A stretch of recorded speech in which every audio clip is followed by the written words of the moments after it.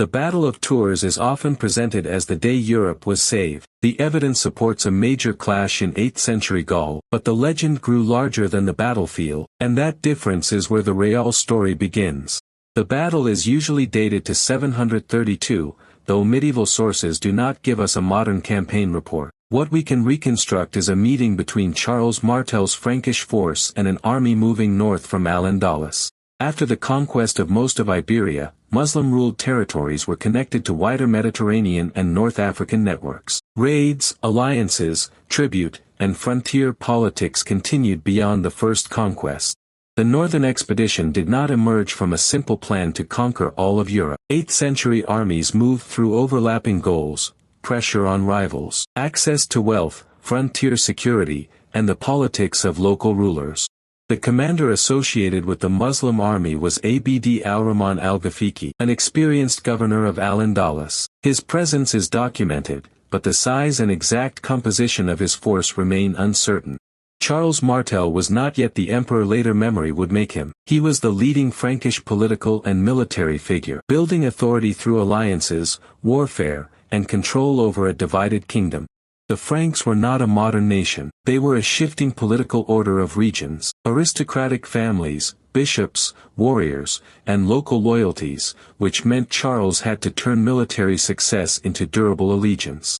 Aquitaine mattered because its ruler, Odo, had already fought the Umayyad forces. The frontier was not a clean line between civilizations. It was a zone where local rulers made urgent decisions. The sources disagree about sequence and emphasis. Some celebrate the Frankish victory, others compress events, and many were written for political or religious audiences rather than for neutral military analysis. Even the name is unstable. Some writers call it Tours, others Poitiers, reflecting different places associated with the campaign. The naming problem is a warning against treating a later label as a precise coordinate.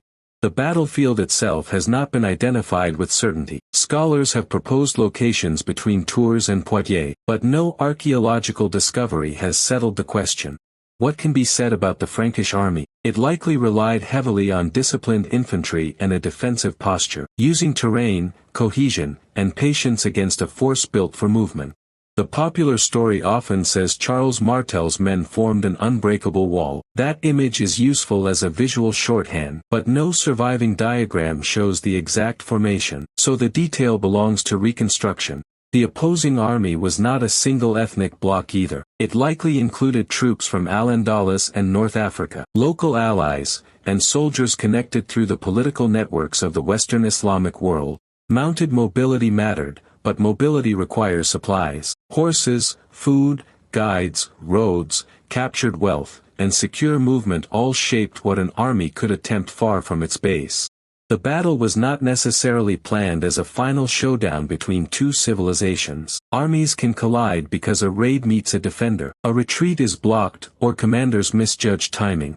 Later writers made the encounter a contest between Christianity and Islam. Religion shaped the language of memory, but the 8th century politics also involved land, tribute, dynastic power, and local rivalry.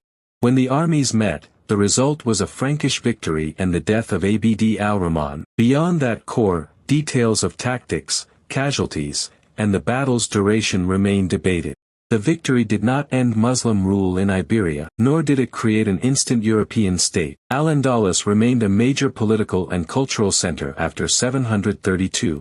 The campaign also did not stop every later raid or conflict north of the Pyrenees. Frontiers remain active after famous battles, because political systems do not obey the clean ending a legend prefers. What the battle did strengthen was Charles Martel's authority. A victory over a powerful external army could help a Frankish leader command loyalty at home. His descendants would later become the Carolingian dynasty. That does not mean Tours alone created the Carolingian Empire. It means the battle became one part of a longer process of consolidation. The phrase, "saved Europe," appeared in later centuries, because writers needed a turning point. Turning points are powerful, but they are often retrospective. They are selected after the outcome is known. That interpretation also hides the connected world of the 8th century. Goods, languages, technologies, religious ideas, and people crossed the same frontiers that armies used. The military importance of Tours is therefore real but specific. It was a hard-fought encounter that changed Charles Martel's political position, not a magical wall that permanently fixed Europe's borders. Archaeology can test some parts of the story: settlement patterns, weapons, roads, fortifications, and environmental evidence. It cannot turn every chronicle sentence into a confirmed fact. The absence of a confirmed battlefield is not proof that the battle did not happen. It is a limit on precision, and responsible history keeps those two statements separate. Modern nationalism has repeatedly borrowed Tours. Each retelling chooses a hero, a threat, and a border, then presents that selection as if the past had already chosen it for us. The strongest version of the story is not that one afternoon created Europe. It is that a regional battle became a political resource, then a religious symbol, then a modern argument about identity. So what is documented? A Frankish victory in 8th century Gaul, the death of Abd al-Rahman, and a rise in Charles Martel's prestige. What is unresolved? Exact location, numbers, formations, and the campaign's wider intent. And what belongs to later meaning? The claim that Tours alone saved Europe, ended Muslim expansion, or created a permanent civilizational border. Those claims tell us more about later anxieties than about one battlefield.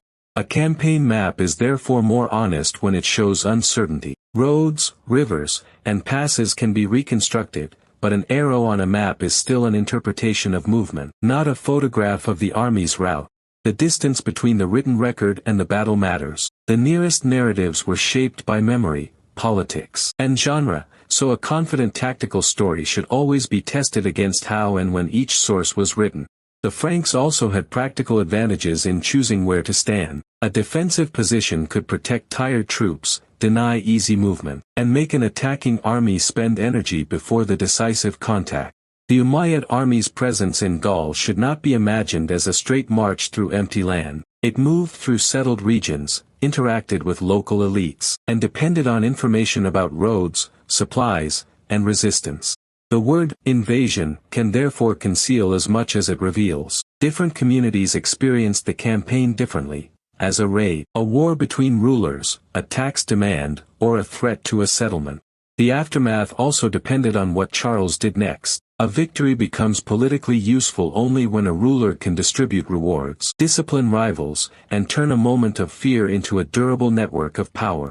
That is why the battle should be studied as both an event and a memory. The event belongs to 8th century frontier politics, the memory belongs to every later age that needed a dramatic boundary between worlds. The Battle of Tours remains important because it shows how history works. A real conflict can be brief, uncertain, and regional, yet become enormous when later generations need it to explain who they are. Tours becomes more interesting when the certainty is reduced. The battle mattered, but later writers made it carry more weight than the evidence can safely prove, turning a Frankish victory into a civilizational turning point.